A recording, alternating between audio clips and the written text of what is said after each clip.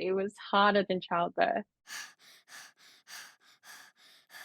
Good morning, everyone. Welcome back to the YouTube channel. Thank you so much for watching. So today's video, I'm doing something a little bit different and sharing an episode of my podcast, the Just Can't Hack It podcast. And I wanted to share this particular episode as Ella, who is my co-host and very good friend, recently hiked the Kokoda Trail. And this episode is basically a Q&A all about it, why she did it, how hard it was, and all the things. I really wanted to share it because the reason for Ella doing it is she had an ACL reconstruction. She wanted to challenge herself, and obviously doing something like a Kokoda Trail is not easy, and it's got a lot of significance, particularly, you know, from the war and within her family. Yeah, it's just a really great episode and very on brand with what I like talking about here, how everyone can basically do all the things. So I hope you guys like it. If you do, be sure to subscribe to us on Apple and I have to think about this all the time, Apple and Spotify. You can also follow our podcast Instagram page. We are at Just Can't Hack It Pod. I hope you guys enjoy it, and if you do, follow along. I'll catch you in the next YouTube or in the podcast. Welcome back to the Just Can't Hack It podcast with your host, Kelly. And Ella. It's a bit of a delay. I'm working on it. Working on it. So this episode is our first episode since Ella's been back, and it's also our first episode recording on Zoom. So we've had a few technological issues getting it started, but we're getting there. We are getting there. We're giving it a go. Today's episode, we are going to be doing a Q&A style episode where I'm going to be talking to Ella and asking her a bunch of questions about the Kokoda Trail, which she has just come back from. So we're really excited. Ella's probably very tired, but yeah, she's just got to answer questions today. Yes, I'm exhausted, and that's why we're doing Zoom, because I came back with gastro, which we love. So we're doing Zoom so that everyone is safe. First segment, of course, we have life hacks and fun facts. Ella? So my life hack is something that I discovered a couple of years ago, and it goes with the travel theme. But I'm obsessed with packing cubes. So when I go away, I love to segregate all of my items into little packing cubes. It's so much fun to do, and it makes everything way more organized. It's so much easier and, really good. So you can get these from Kmart for like $10. They're really cheap, inexpensive, really good way to pack your stuff. Are they like the vacuum sealed styled ones, or? You can get those, but no, not necessarily. So the ones that I use for like normal trips are just like open, like literally just a zipper, tiny little, like a shoe bag almost. It's just got a zipper around it. Very cool. I might be able to whip one out later and show you. I know, now that we've got our technology, we've got camera going, we're ready. Exactly. But yes, no, you can use the vacuum. You can also use the vacuum seal ones as well. They're quite good too. But when I'm just normally traveling, I like to use just a little zipper non-vacuum sealed one. My life hack is not on theme whatsoever. Okay. But that's okay too. Luckily, this is something I don't have to do very often, but I know a lot of the girlies will struggle with this one, and I know when I've had to do it, I struggle. So eye drops, putting in eye drops. Yeah, but it's really hard. Is it really hard to do? Yes, and I feel like, because like if you think about it, you're like staring into something going into your eye. Like it's just not a natural thing. But I figured out the best way to do it, I think. So okay, what is it? I feel like a lot of people get the like eyedropper and just like stare up and like look and just like press it and then like blink and just hope for the best. But what you should do, and I feel like it's less like a reactive style thing, is you put it as close to the like corner of your eye as possible, so you're not like looking directly at it. Okay. That is my like life hack, is if you've got to put eye drops in, go for like the little corner in your eye rather than like trying to do it in the center. You're welcome. No, I agree with you. As someone who had allergenic conjunctivitis for a year straight, I can testify that is definitely the way to do it. Love that for you, Ella. I know, we love that. We'll get into that in another episode. Healthy queens. All right, yes. Let's dive in. And I'm really excited to do this because I actually haven't spoken to Ella about her trip in much detail. So I'm going to be learning everything as we go. I'm very, very excited. I'm very keen to share it with you. Yes. Okay. Let's just do like a quick overall. So Ella, we have mentioned it a few times now, but you've just gotten back. So you were hiking the Kokoda Trail. Do you want to tell us a little bit about it? How long were you gone for? And like, did you do it by yourself? Did you do it with a tour? Give us a bit of a rundown. So hiking the Kokoda Trail, it went for so it was supposed to go for 8 days of hiking, but we actually only did about 6 days of hiking. So it was still a long time.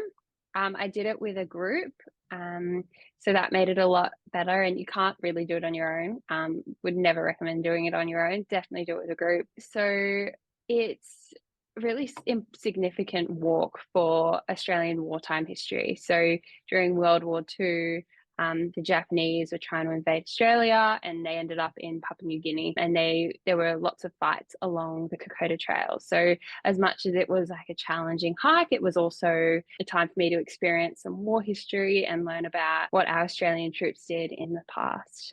So my great grandfather and his father and brother, they also they walked the trail and they fought in Papua New Guinea in World War II. So it had some historical significance for my family as well. So you basically chose to do it for a bit of a challenge and also for the family significance. So I chose to do it for the challenge, but for the historical significance in my family, I was struggling a little bit at work at the beginning of the year, as you know. And I really, as we spoke about in another episode, I was trying to find a fitness goal that was not aesthetic, a goal that I could work towards that would kind of take my mind off work a little bit. And I decided that a multiple day trek would be a really good way to do that. And it really focused and honed my training. So that's one of the major reasons that I did it.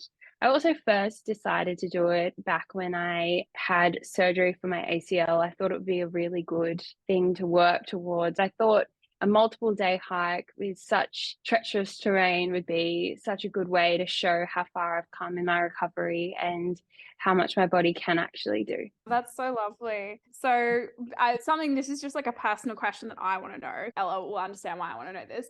But did going on this hike, did it make you reflect on work and sort of what you want out of things? And like, was it a bit of a like reflective time for you? It definitely was a reflective time. I have to say, a lot of it was so intense that I literally couldn't think more than one step in front of the other. Like one, two was just going through my head the whole time I was there, just literally one step after another, trying to will my feet to keep moving. But towards the end, there were some moments where I could actually reflect. I haven't come to anything conclusive.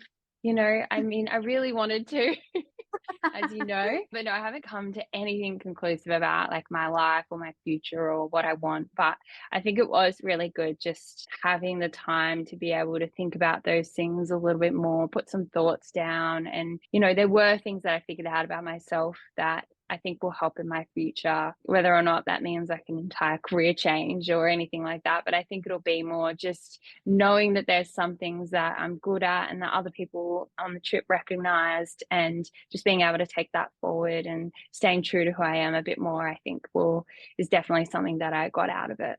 Oh, that's amazing. All right. So you said one foot in front of the other. How hard was it actually? So it was very challenging. Some of the women on the trek had given birth before, and they were comparing it to childbirth. And Oh one my of them God. did say that it was harder than childbirth because, childbirth is over more quickly.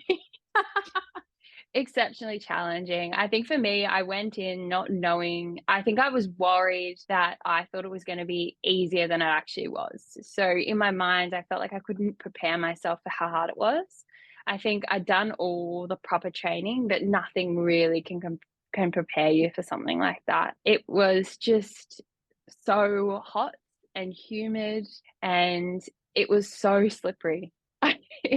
Like every single step, I thought, this is a step I'm going to get injured, but I didn't get injured, just FYI. So that was really good, but it was really hard. But I think, I do believe, like when I was reading about it, they said anyone can do it. And I do believe that most people can do it. I think with the right training, if you've done some training and you're physically fit and well, and you don't have any major underlying health conditions that could be exacerbated by heat or by excessive exercise, and I think definitely anyone can do it. It's really a mental game. I think your body can get there, but Yeah, I was going to ask, do you think it was more physically challenging or mentally challenging? I think so. Days 1 to 4 were extremely physically challenging for me. So day 4 was Brigade Hill. So that was just basically a massive stair climb, like going to the gym and doing the stair climber for maybe 4 or 5 hours, with little breaks in between. But it was literally like doing it for 4 or 5 hours.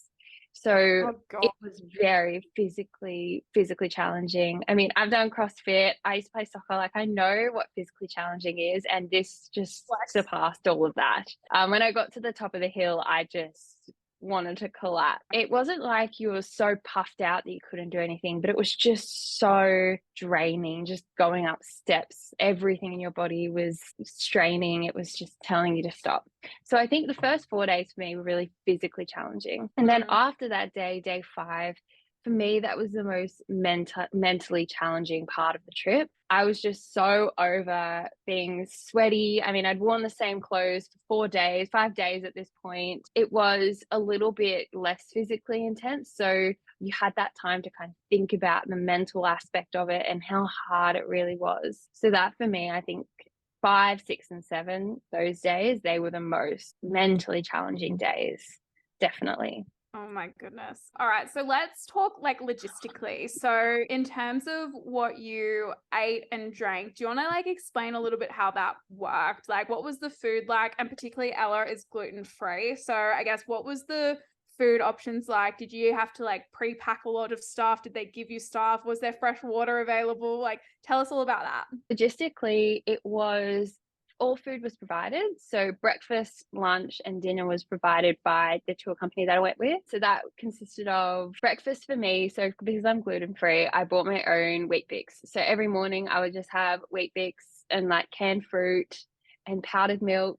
It actually wasn't as bad as I thought, and like I think I can premise all of this by saying I'm a massive princess. People in my life, they know it. And I joked about it the entire time I was on the trip. I am not a fan of camping.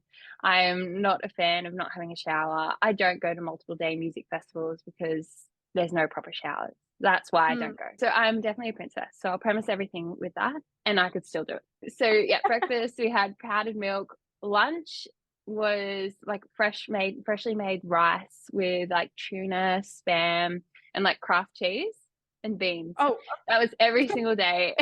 I'm like all different flavors of tuna. And I did steer clear of the spam only because I am a princess, but I had tuna every day. So it was basically just like, the bodybuilder's diet of tuna and rice. look at you go. And they catered really, really well for my gluten free. And at dinner, like I had gluten free pasta some nights, and it was all like canned meats. So canned tuna, canned soup with like meat in it, like Heinz kind of style. Look, I have to say, I'm really picky with food sometimes, and I actually didn't hate it. I really did enjoy it, but it was probably just because I was absolutely starving by the end of the day that I would just eat anything. For snacks, like I had to pack my own snacks, which weighed so much in the end. But all I really wanted to eat was lollies. It sounds really, I wasn't expecting it, but that's all I really wanted to eat the entire time. But in terms of water, well, we got water from streams. So not like the most hygienic or best way to do it sometimes in terms of like staying well, but there'd always be running streams. So you just get your water kind of also where you swam. So further up so you wouldn't get like everyone's body juices in it. But we'd use purification tablets or purification drops to like sanitize the water. But yeah, Yummy. I know, yum yum, all the chemicals in your body. But you were drinking probably like 4 to 6 liters a day. I think even sometimes 7 liters a day. So I was drinking a lot of water. Okay, well that's good. I'm glad you were hydrated. I And stayed well very fed. hydrated and well fed. So that was really good. I think that helped. And I managed not to get sick on the actual trek. So that was really good as well. Do you think you'd ever do something like that again? Yeah, 100%. As hard as it was, I think I would definitely do something like that again. I was saying on the trip, if like my future child, way in the future ever said to me, I really want to do the trek with you as like a bonding experience, because I had a lot of fathers and sons on the trip who were doing it together. And I thought that was really nice. So I would definitely do that in the future. Yeah, I think I'm really keen to conquer another big walk. I'm thinking Mount Kilimanjaro, but with Kokoda, there's no elements of altitude. So there's no like chance of getting altitude sickness or anything like that. But with other walks, there is. That plays a factor into it as well. So we'll just see. But yeah, I definitely would do something like that again. It was 100% worth it just to see how far you could really push your body and your mind. And, for me, a lot of it was more than just the walking. It was the camping. It was sleeping in a tent. One night I woke up with a mouse in my tent. What? I know. It was very stressful. Another night I had water just dripping on my face in the middle of the night. Things like that made it really hard, but I am really happy that I made it through that. I mean, if you can do that, you can do so much more at work. I can do, so much more at home. Like I feel a lot braver. So yeah, so I think your courage and resilience has definitely grown from the sound of it. Yeah, definitely. 100%. So what would you tell other people who are thinking about doing a challenge or going on a hike like Kokoda? Well, do it. If you're thinking about it, yeah, just do it. I mean, if you're a little bit worried about it, take a friend along if you can convince anyone to do a big hike with you, or if you can convince anyone to do Kokoda with you, take a friend. There are so many challenges that you can do that aren't, Kokoda, but things that I think you should definitely just give it a go. I was terrified. Like the week before, I was struggling with sleeping. I was struggling with my training. So I was just so worried that I wasn't going to be able to do it. And if I can do it, anyone can do it, really. It's nothing super special. It's just, taking the time to do some training and then just getting out there and actually giving it a go.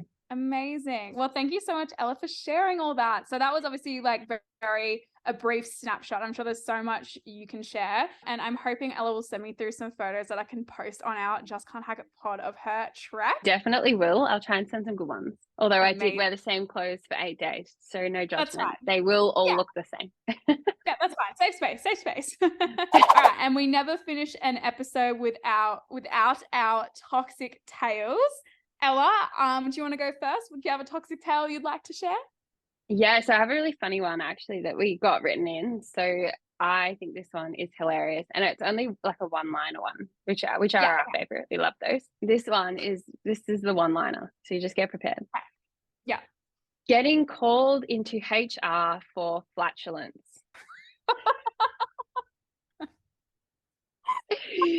I just thought we need to lighten the mood for this one. So yeah, I think this is hilarious. Oh my God. Imagine. Oh, I'd be so embarrassed. I know. Like this person thinks that they were wrongly accused, but okay. I don't know. Whoever smelt it dealt it. HR. Oh, bloody HR. Gotta love them. You do. What about you, Kelly? What's your toxic workplace tale? When we started doing this segment, old ones from like when I was a bit younger started to like come flooding back to me, and like things that are just blocked out of my brain for like probably like a trauma response reason. One that has come to mind, sorry. When I was maybe like, I was early uni days. So maybe I was like 19, 20. So this is a personal one. I worked as an office manager, and it was like a shared services space. And basically I just kind of managed all the different like shared services, like answering the phone, doing the mail, helping out sort of where need be with the admin style of things. And I reported to 3 directors of the business. And one of them I like kind of got on pretty well with. Like I could just chat to him about different things. One I didn't really talk to that often. And one was like the fun party boss who you'd see every now and again. It would be very like lighthearted conversations. But the one that I got on pretty well with, and we were like chatting more. I remember one day, this was a job share arrangement as well. So one day my person who I was job sharing with like kind of fucked up something, and like I don't want to talk shit, she just wasn't the most like switched on person. And basically my toxic tale is that the boss that I got on really well with, and I thought we had a really good relationship, when he found out that this person fucked up, he basically blamed me and came in swearing at me saying, why the fuck would you give that to her to manage? Like it was my fault. Oh my gosh. Yeah. And takes me back. And I remember I was so like shocked by that response and like that mode of feedback, because I was like, A, not my fault. B, like how is that an appropriate way to manage and like speak to your employee and see. I was just like, wow, all men are trash. You know? You definitely don't subscribe to anymore. This is past Kelly, past Kelly. Look, yeah, this was just how old was I? Like 19, 20. It was a rough time for me. I remember I think I was living at home at the time, and I was like texting my mom, and mom like wouldn't ever pick me up. Like I'd normally get the bus home, but she picked me up that day with like wine and chocolate. Yeah. It's Oh, so sad. That's yeah. awful. And like, look, to be fair, the boss did apologize. Like, I appreciate, like, it was very awkward, but he did apologize to me later in the day. He was like, I'm really sorry. I shouldn't have spoken to you like that. I'd say the relationship was a little bit jarred from my end after that, but like, I appreciate that he 100%. apologized. I mean, good that he apologized, but he really shouldn't have done it in the first place. Yeah. So if any employers are listening, don't ever fucking talk to your people like that. It's so inappropriate. And it's gone in the trauma box in my brain. So It has, and there's nothing, nothing gained from something like that. yeah, definitely. Just sadness and trauma. Add it to the list. add it to my workplace trauma dump. Oh, all right. Well, I'm sorry we had to end on such a deep one. We should have done mine first and finished on your funny farting related one, but that's okay. Yeah. No, that's all right. We had to get fun and then we can go deep again. Yes. All right. Well, thank you so much for listening. If you haven't already, please do us a massive favor and give us a review, write us a comment, reach out to us with your toxic workplace tales or any life hacks or fun facts you'd like to share. You can follow us on Just Can't Hack It Pod on Instagram. And yeah, if you're loving it, make sure you share it with a friend, your family, whoever. Yes, please share. I hope this went well doing our first technology styled recording. Ella, thank you so much for putting up with all the tech drama. No, thank you, Kelly. And we'll catch you in the next episode. See you soon.